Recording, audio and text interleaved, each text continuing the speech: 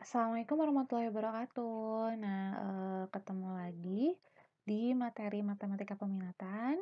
Sekarang kita masuk ke materi baru, yaitu materi tentang distribusi normal. Nah, eee, di materi ini kalian harus benar-benar mencoba fokus ngerti maksudnya apa gitu, karena distribusi normal ini menuntut kita benar-benar berpikir secara analitis, kritis gitu ya. Jadi coba difahami pelan-pelan ya. Jadi sejarahnya gimana? Nah, ini penemunya pertama kali yaitu Abraham de Moivre. Bacanya Abraham de Moivre dalam artikelnya tahun 1733. Nah, kemudian dikembangkan lagi oleh Pierre-Simon de Laplace sehingga dikenal sebagai teorema Moivre-Laplace. Nanti paling akan banyak ketemu ini di kuliahan ya, kalau ngambilnya kuliahnya teknik atau matematik. Terus pengertian distribusi normal apa?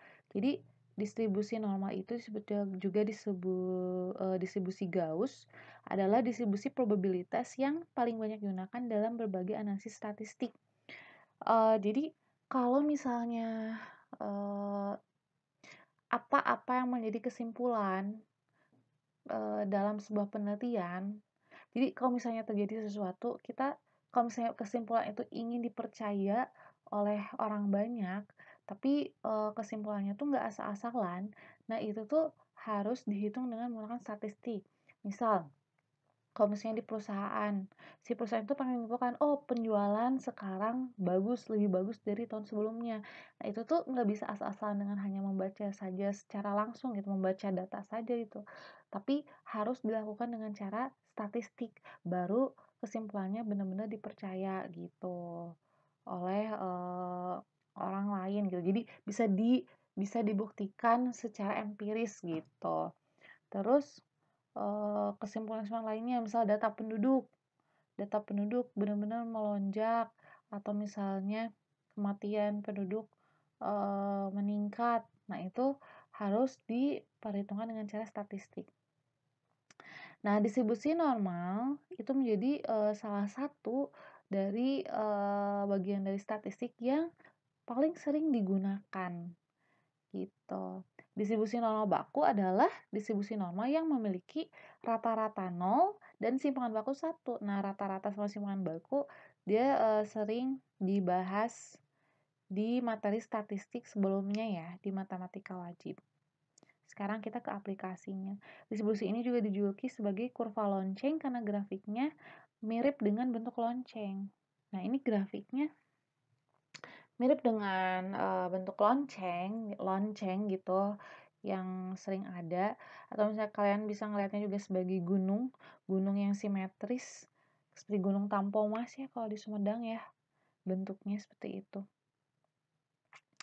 Nah, kurva distribusi normal ini bergantung pada dua faktor, yaitu faktor yang pertama mean atau rataan dan deviasi standar atau standar deviasi atau simpangan baku. Nah, mean dari distribusi normal ini menentukan lokasi pusat grafik. Nah, pusat grafik itu yang mana? Pusat grafik itu, kalau misalnya saya gambarkan, pusat grafik itu ini, tengah-tengahnya.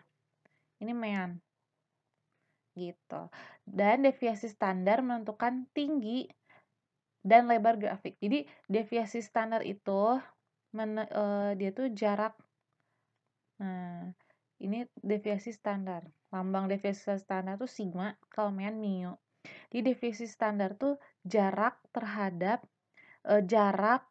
dari mean, jarak data terhadap mean itu deviasi standar.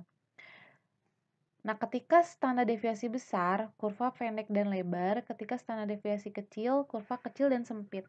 Sekarang coba lihat kurva yang ini.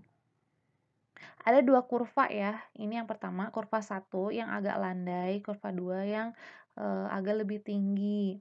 Nah, kalau lihat pusatnya di sini, dia sama kan pusatnya, pusat simetrinya sama. Berarti artinya mean 1 sama dengan mean 2 atau rataan 1 sama rataan 2.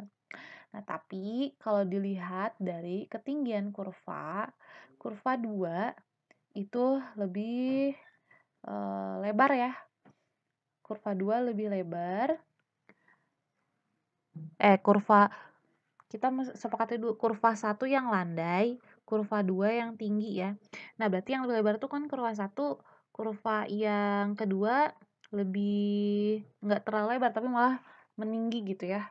Lebih tinggi gitu. Fokusnya kalau simpanan baku tuh lebih ke lebar grafiknya, lebar kurvanya. Nah, karena kurva yang pertama itu lebih lebar, artinya simpangan baku untuk kurva yang pertama itu lebih besar dari simpangan baku yang kedua gitu. Jadi fokusnya di sana.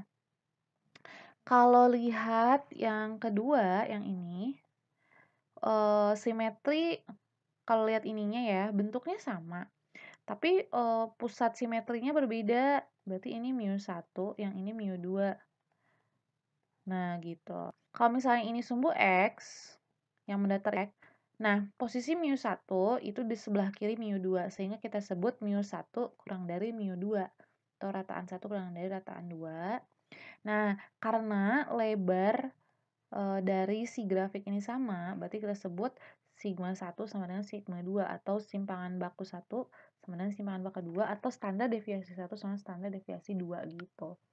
Jadi fungsi dari mean sama baku itu sana. Mean itu sebagai pusat dari kurva, pusat simetri. Kalau simpangan baku menentukan lebar dari si kurva itu. Nah, sekarang coba lihat yang ini. Silakan analisis gimana hubungan mean 1 sama 2-nya sama simpangan baku 1 sama 2-nya. Hubungannya apa?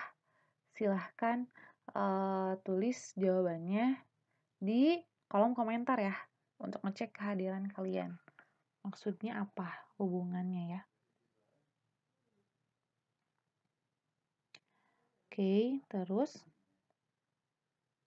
Nah, jadi distribusi normal ini, dia kenapa bentuknya seperti lonjong seperti itu? Jadi, perhitungannya menggunakan rumus ini. Mangga dilihat rumusnya dan keterangannya, dan kebayang kriweuhnya ya. Jadi, si mu-nya tuh parameter, rata-rata sigma itu parameter simpangan baku. Jadi kalau misalnya ada data, nih ada 30 data. Kan 30 data ini misal kalian nyari ya, dapat data 30 data. Kita mau nyari apakah ini normal atau enggak gitu distribusinya. Nah, kalian tuh benar-benar hitung semuanya, hitung rata-ratanya berapa, hitung simpangan bakunya berapa, terus nanti setiap data dimasukin ke rumus ini. Kalau nanti kita akan coba perhitungan pakai Excel. Nah, kalau dihitung ke rumus ini, nanti bakal terbentuk kurva seperti ini. Kalau datanya normal. Kalau nggak normal, berarti nggak akan gini kurvanya gitu. Nah, sifat distribusi normal, grafik selalu di atas sumbu X, terus bentuknya simetris terhadap sumbu Y pada X sama dengan mu. Nah, ini kan selalu di atas sumbu X ya. Jadi, nggak mungkin si grafik ini mengenai sumbu X, dia selalu di atas. Nggak mungkin mengenai gitu. Jadi si sumbu X-nya itu asimptotnya. Simetris ya terhadap sumbu Y, ini kan sumbu Y tegaknya pada X sama dengan mu. Kan tepatnya mu ini tuh. Gitu. Terus grafik mendekati sumbu X pada X sama dengan mu kurang 3 sigma, harusnya bukan 3 mu, ini tuh 3 sigma, dan X sama dengan mu tambah 3 sigma. Jadi maksudnya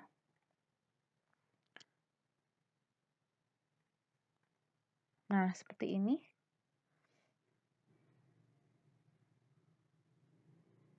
Nanti kita akan bahas di video selanjutnya ya, maksudnya apa. Oke, udah dulu.